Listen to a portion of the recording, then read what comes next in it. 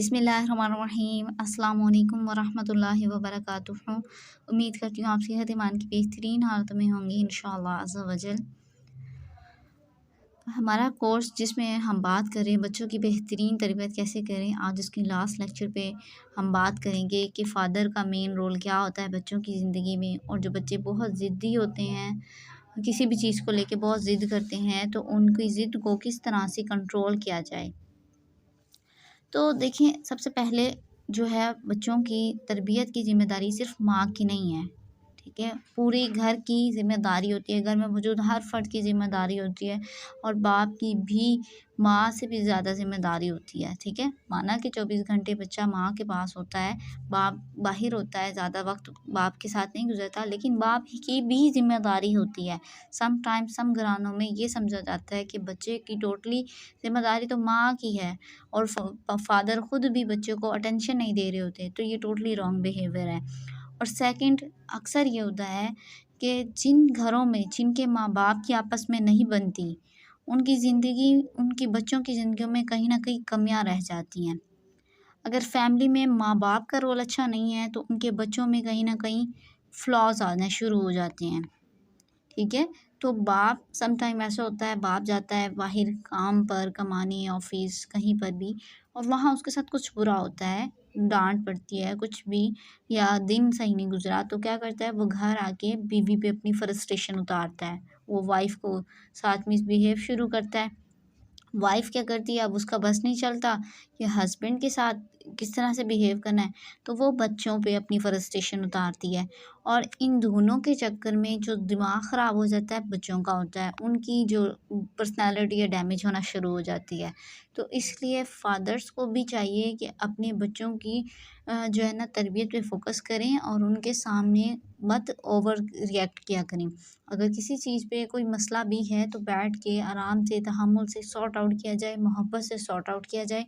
और वालिदा को भी चाहिए कि अपने बच्चों के साथ अच्छा बिहेव करें, ताकि उनकी पर्सनैलिटी पे कोई भी हर्ज ना आए। तो जिनके फादर्स बच्चों को टाइम देते हैं, उन बच्चों का बिहेवियर बहुत अच्छे होते हैं।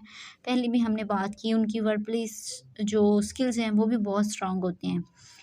एक रिसर्च के मुताबिक जिनके फादर बहुत ज़्यादा एक्टिवली अपने बच्चों की तरबियत में इन्वॉल्व होते हैं, वो लड़कियां मैथ में बहुत स्ट्रांग होती हैं, बहुत ज़्यादा। उनकी मैथमेटिक्स जो स्किल्स होती है बहुत अच्छे होते हैं।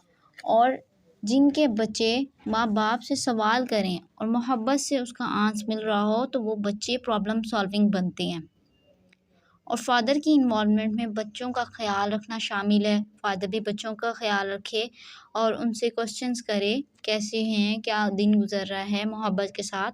और उनको कॉन्फिडेंस देना शुरू करे, उनको इनकरेज करना शुरू करे और उनको अपनी एक्सपेक्टेशन बताएं कि बेटा मैं वालिद हूँ, ये वालिदा है, हमारी आपसे ये तवक्कुआत हैं, ठीक है?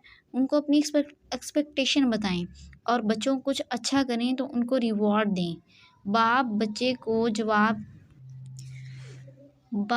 जवाब कैसे देता है, किस लहजे में देता है, इट्स वेरी इंपॉर्टेंट। बाप बच्चों को कैसे ट्रीट कर रहा है, ये बच्चों की तरबियत पे, उनके माइंड सेट पे बहुत ज़्यादा इफ़ेक्ट करती है ये चीज़।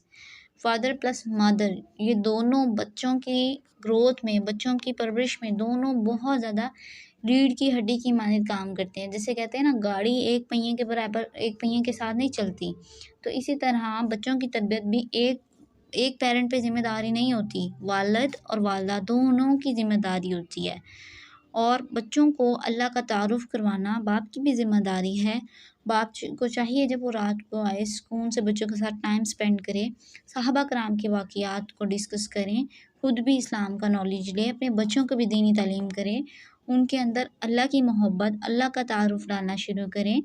उनको इस्लामिक इन्वायरमेंट घर में आप प्रोवाइड करें, ताकि आपके बच्चे आपके फरमाबरदार बने, आपकी दुनिया और आखिरत दोनों में कामयाबी का सबब बने। और कुछ फोर्सेस हैं जिन पे हम बात करेंगे, जो बच्चों की तरबियत में बहुत इंपॉर्टेंट हैं। The first one is care, ठीक है? बच्चा ज़िद कर रहा होता है जब, तो उस वक़्त क्या करना चाहिए, बाप का इम्पोर्टेंट रोल होना चाहिए उस वक़्त, कि उस वक़्त बच्चे को डील करें। हमारे यहाँ क्या होता है, जब बच्चा ज़िद कर रहा होता है ना, माँ या बाप एक चपेट लगा देते हैं और उस वक़्त या तो उसको डाँटना शुरू कर देते हैं और वो ज़िद की शिद्दत बहुत ज़्यादा उसकी इंक्रीज़ होना शुरू हो जाती है और उसमें चीखना चिल्लाना शुरू कर देता है वो बच्चा। लेकिन जब बच्चा रो रहा हो उस वक़्त क्या करना चाहिए, तो जब बच्चे के अंदर ज़िद पैदा हो रही है उस वक़्त बाप को चाहिए कि उठे, बाप बच्चे को गले लगाए, उसको प्यार से समझाए और अपनी बात कन्वे करे कि बेटा ये आपकी ज़िद है जो जायज़ नहीं है और इसके ये नुकसानात हैं, इसके ये रिज़ल्ट्स हैं, ठीक है? तो बच्चे को हमारे यहाँ पे जो है ना ट्रीट जिस तरह से किया जाता है, वो ये है कि जब वो ज़िद कर रहा होता है या तो उसको मारा जाता है या उसको डाँट-डपट के उसको पड़े रहने दिया जाता है कोने में, और जिसकी वज़ह से उसके अंदर फ्रस्ट्रेशन और ज़िद मज़ीद बढ़ती जाती है और माँ-बाप के अगेंस्ट उसके दिल में ख़यालात आना शुरू हो जाते हैं कि ये तो अच्छे नहीं हैं, ठीक है? तो उस वक़्त प्यार दिया जाए। जब बच्चा ज़िद कर रहा हो ना, उसको बाप का रोल है कि उसको गले लगाए, उसको मोहब्बत से समझाए और प्यार से डील करे। लेकिन हमारे यहाँ 95% जो है ना बच्चों को मारा जाता है और या तो उनको डाँट दिया जाता है और उस वक़्त ज़िद के लम्हों में उनको मोहब्बत नहीं दी जाती, प्यार से नहीं समझाया जाता। समटाइम बच्चा होता है प्यार से भी नहीं सुन रहा होता, तो उसको डील करें कुछ सॉलिड रीज़न्स बता के कि ये देखें ये आपकी ज़िद है ना, फ़लाँ टाइम एक बच्चे ने इस तरह से ज़िद की थी तो उसके साथ ये हो गया।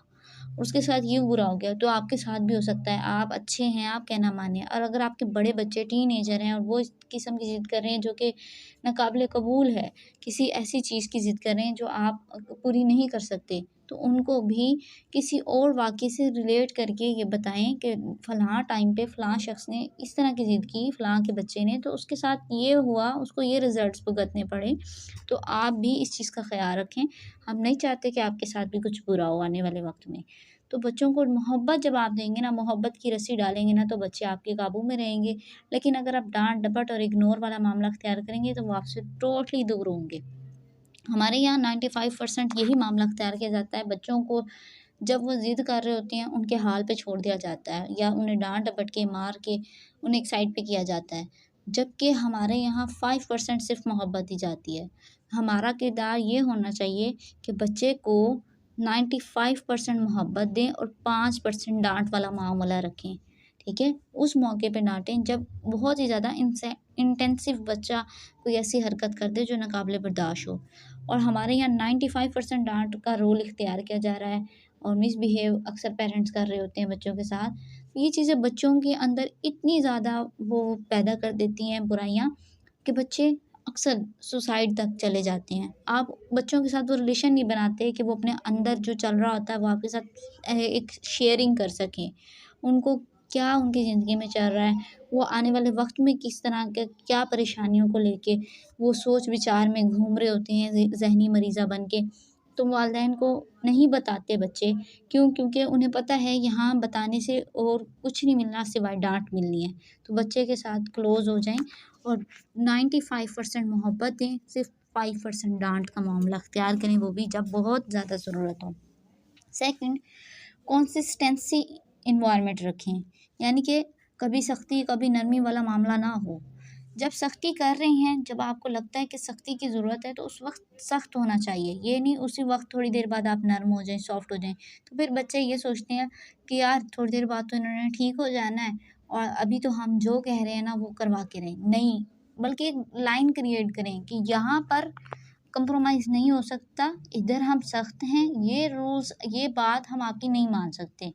अगर बहुत ज़्यादा ऐसी बात है जो आप वाक़ई नहीं मान सकते, लेकिन अगर कोई बात ऐसी है जो बच्चे की जायज़ है और मानी जा सकती है, लेकिन बीच में माँ-बाप अपनी अना का मसला बना रहे हैं, तो फिर माँ-बाप को चाहिए कि थोड़ी-सी उनकी मान ली जाए। उनको भी थोड़ा-सा समझ लिया जाए कि इंसान है वो। लेकिन अगर बच्चा कोई ऐसी चीज़ की डिमांड कर रहा है, ऐसी चीज़ की ज़िद कर रहा है जो कि जायज़ नहीं है, जायज़ से मुराद इस्लामिक पॉइंट ऑफ व्यू से। सम टाइम ऐसा होता है बच्चे की जायज़ भी विश होती है, लेकिन हम ये कहते हैं कि लोग जो है ना इस चीज़ को सही नहीं समझते, इस चीज़ को अच्छा नहीं समझते। हम लोगों की फ़िक्र ज़्यादा कर रहे थे, जबकि हमें अल्लाह की फ़िक्र ज़्यादा होनी चाहिए, ठीक है? हमने अल्लाह का मुँह दिखाना है, अगर ये वालिदैन बने हैं हम, ये ज़िम्मेदारी दी है, तो हमने इसको कैसे परफ़ॉर्म किया है। तो ये चीज़ भी देखनी है कि बच्चा जब कोई ज़िद कर रहा है तो क्या वो इस्लामिक पॉइंट ऑफ व्यू से जायज़ है या नहीं, ठीक है?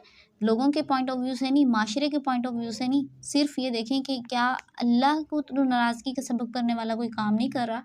अगर वो जायज़ ख़्वाहिश कर रहा है, ये जायज़ उसकी ख़्वाहिश है जो कि इस्लामी पॉइंट ऑफ व्यू से उसका हक़ है, तो वो उसको ज़रूर दें। अगर एजुकेशन के लिए ज़िद है और वो अच्छी एजुकेशन चाहता है, दीनी तालीम चाहता है, पर्दा करना चाहती है, तो सम टाइम पेरेंट्स उसको पर्दा भी नहीं करने दे रहे होते कि तुमने क्या ये होलिया बना लिया है, लोग क्या कहेंगे। अब ये शादी में भी पर्दा करती है, मैं एक मिसाल कर रही हूँ। तो ये चीज़ें ना करें। अगर बच्चे की जायज़ ज़िद है जो कि इस्लामी पॉइंट ऑफ व्यू से बिल्कुल एक्यूरेट है और वो अगर उसको पूरा करती है तो उसको करने दें, ये करता है तो उसको करने दें, और उसके सामने आप सोसाइटी का कॉन्सेप्ट ना लेके रख दें कि ये तो लोग क्या कहेंगे। तो इसलिए जहाँ जायज़ ज़िद हो वो मान ली जाए, और जहाँ टोटली ऐसी ज़िद है जो अल्लाह के ख़िलाफ़ जाके कोई काम करने की ज़िद है, तो फिर वहाँ पर आप कॉम्प्रोमाइज़ ना करें, वहाँ आप सख्ती वाला मामला इख्तियार करें। Number 3, choices. बच्चे को ज़्यादा डाँटें नहीं, दबाएँ नहीं, उनको चॉइसेस दें, उनको डिसीज़न लेना सिखाएँ, उनको ज़िंदगी में आगे बढ़ना सिखाएँ। हमारे यहाँ क्या होता है, जब बच्चा कहीं जाता है या हमारे घर में होता है, उससे कुछ थोड़ा-सा नुकसान हो जाए, तो माँ-बाप उसको फ़ौरन से ये करना शुरू कर देते हैं, इस चीज़ को हाथ नहीं लगाना, उस चीज़ को हाथ नहीं लगाना। आप बच्चे को दबाना शुरू कर देते हैं, व्हिच इज़ वेरी रॉन्ग। बच्चा क्या है, छोटा है, अगर उसने एक्सपीरियंस करना है, चीज़ों को देखना है, उसको नहीं समझ कि ये इससे ये करने से टूटेगी या बचेगी या ख़राब होगी, तो उस वक़्त जब आप डाँटते हैं तो बचपन से उसका कॉन्फिडेंस आपको शटर कर देते हैं, ब्रेक कर देते हैं, और फिर वो हमेशा ही डरता है। अक्सर देखा है लड़कियाँ जब कोई चीज़ उठाती हैं, स्पेशली नाज़ुक चीज़ें, काँच के बर्तन वग़ैरह, तो उनसे फ़ौरन टूट जाते हैं, क्योंकि उनके बचपन से एक ये होता है कि तो जब हम बच्चों को छोटे बचपन में कोई गलत काम हो जाए, ऐसा गलत जो कि छोटी-मोटी गलतियाँ होती हैं, कुछ छूट गया है, कुछ नुकसान हो गया है, तो उस वक़्त जब हम उसको सहराते नहीं, हम उसको कहते नहीं कोई बात नहीं, ये नॉर्मल है, हो जाता है, सबसे हो जाता है। तो हम जब उस टाइम पे कॉन्फिडेंस नहीं देते, उस टाइम पे हम डाँट-डपट कर देते हैं बच्चे के साथ, तो वो चीज़ उसके कॉन्फिडेंस को ब्रेक करती है, और बचपन ही से वो डर-डर के चलना शुरू करता है, ज़िंदगी गुज़ारना शुरू करता है, और फिर ये चीज़ उसकी आने वाली ज़िंदगी में, फ्यूचर में भी वो इसी तरह से रहता है। तो इस चीज़ का ख़्याल रखा जाए कि बच्चों को ज़्यादा दबाएँ मत, डाँटें मत। सेकंड, फोर्थ इम्पोर्टेंट चीज़ है कॉन्सिक्वेंसेस, नताइज। बच्चों को जब आप पनिशमेंट दे रहे हैं, तो पनिशमेंट भी रखें। जब बच्चा, मैंने कहा है, जब बच्चा अल्लाह के ख़िलाफ़, अल्लाह के लिमिट्स को क्रॉस करने के अलावा कोई और काम ना कर रहा हो, तो तब आप उनका साथ दें। लेकिन अगर बच्चा इस्लामिक हदूद को, बाउंड्रीज़ को पार करके कुछ करने जा रहा हो, तो उस वक़्त उसका साथ ना दें, उस वक़्त उसको पनिशमेंट भी दें, ठीक है? तो बच्चा ज़िद करता है, क्यों करता है, ये बताया गया है कि जब आप वो ज़िद कर रहा होता है, उसको मोहब्बत नहीं देते, तो फिर वो कंटिन्यूअसली ज़िद्दी बच्चा बन जाता है। उस मोमेंट पे मोहब्बत बहुत ज़रूरी है बच्चे के लिए, उस वक़्त बच्चों को समझाना बहुत ज़रूरी है, और बच्चे समझते नहीं हैं, तो प्यार दें, मोहब्बत से समझाएँ, तो इंशाअल्लाह समझ जाते हैं। और एक और चीज़ जो हमारे यहाँ बच्चों का, माँओं का कॉमन मसला बना हुआ है कि आजकल बच्चे मोबाइल यूज़ करते हैं, मोबाइल। तो ये पहले भी मैं बता चुकी हूँ कि बच्चे मोबाइल कहाँ से लेके आए हैं। उन्हें आपने मोबाइल दिखाया है, उन्हें टिकटॉक आपने दिखाई है। जब आप मोबाइल में खुद यूज़ ना करते हो, तो बच्चों को नहीं पता टिकटॉक क्या है। और आपके यंग बच्चे हैं जो बाहर से ये चीज़ सीख के आ रहे हैं, तो ज़ाहिर-सी बात है वहाँ दीनी तरबियत की कमी रह गई है। अगर आप बच्चे को शुरू दिन से अल्लाह का तारुफ़ करवाते और ये चीज़ समझाते कि ये सॉन्ग हराम है, ये चीज़ गलत है, तो बच्चे में वो चीज़ कभी भी ना आती, और अगर आती और आप समझाते तो वो छोड़ देता है। लेकिन जब आपने उसे अल्लाह का तारुफ़ नहीं दिया और आपने उसे गुनाह का, सवाब का नहीं बताया कि सॉन्ग कितनी बड़ी गलत चीज़ है, ये कितनी बड़ी आपकी आखिरत में तबाही का सबब बनती है, तो फिर वो उस चीज़ को लाइटली लेता है। बच्चियाँ आजकल ज़्यादातर जो ख़राब हो रही हैं, दूसरी बच्चियों को देख के, बच्चों को देख के हो रहे हैं। हर दूसरा बंदा टिकटॉक बना रहा है, अपनी टिकटॉक पे जो है ना अपनी वीडियोज़ डाली हुई हैं, ये वो फ़लाँ। तो इस तरह के काम करने से जो है, आप ये देखें कि उनके जो है ना आखिरत तबाह हो रही है, दुनिया तबाह हो रही है, आप अपने बच्चे की भी करवा रहे हैं। और आपका बच्चा जब अपनी इस तरह के सॉन्ग्स, वीडियोज़ वग़ैरह स्टेटस पे लगाता है, तो अपने गुनाहों जारिया के साथ-साथ दूसरों के गुनाहों का भी सबब बन रहा होता है। तो ये चीज़ समझाने और समझने की बहुत ज़रूरत है। माएँ खुद, मैंने देखा है कि छोटे-छोटे बच्चे अभी बेबीज़ हैं, 6 मंथ, 8 मंथ, 10 मंथ, साल, 2 साल उनकी वीडियो बना के उसपे सॉन्ग सेट कर लेती हैं, ठीक है? ये टोटली रॉन्ग गलत बात है। उन बच्चों को तो मासूम है, उन्हें तो कुछ पता ही नहीं, आप बचपन से उसके कानों में ये हराम चीज़ को डाल रही हैं, प्रोड्यूस कर रही हैं, फिर जब बड़ा होके वो इन चीज़ों में पड़ा रहता है, तो फिर हम कहते हैं कि ये क्या वो कर रहा है, ये तो गलत कर रहा है। तो जो चीज़ है बचपन ही से उनकी तरबियत में अगर अच्छी चीज़ें प्रोवाइड की जाएँ, इस्लाम का कॉन्सेप्ट, अल्लाह का तारुफ़, दीन से मोहब्बत करवाया जाए, तो बच्चा नहीं भटकता, गलत रास्तों का मुसाफ़िर नहीं बनता। अगर माँ-बाप का सपोर्ट उसके साथ हो, सही तरबियत में माँ-बाप एक्टिवली इन्वॉल्व हों, तो बेशक बच्चे बहुत कम होता है कि बिगड़ें, वरना बच्चे बहुत ज़्यादा माँ-बाप के कंट्रोल में रहते हैं। अगर माँ-बाप बिल्कुल उसके साथ मोहब्बत वाला, शफ़क़त वाला मामला अख्तियार करें, घर में इस्लामिक एनवायरनमेंट क्रिएट करें और बच्चों के साथ इन टच रहें, उनके साथ हमेशा उनकी हर अच्छी और बुरी आदत पे नज़र रखें और मोहब्बत के साथ समझाएँ, तो बच्चे नहीं ज़िद्दी होते और नहीं बिगड़ते। तो उम्मीद है आज जो हमारा ये कोर्स का लास्ट लेक्चर था, इसमें आपने काफ़ी कुछ सीखा होगा और अब तक हमारा सेशन जो गुज़रा है, उसमें आपने काफ़ी चीज़ों को लर्न किया होगा कि बच्चों के साथ किस तरह का मामला होना चाहिए। और बच्चों को भी मैं रिक्वेस्ट करूँगी कि वालिदैन से बढ़ के कोई आपका सगा नहीं है, सिर्फ़ वालिदैन वो ज़ात हैं जो आपके साथ मुख़लिस हैं।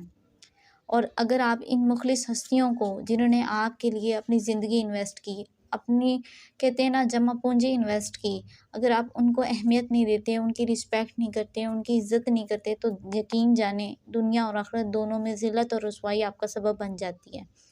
आप अगर आज साँस ले रहे हैं तो उन्हीं की बदौलत ले रहे हैं।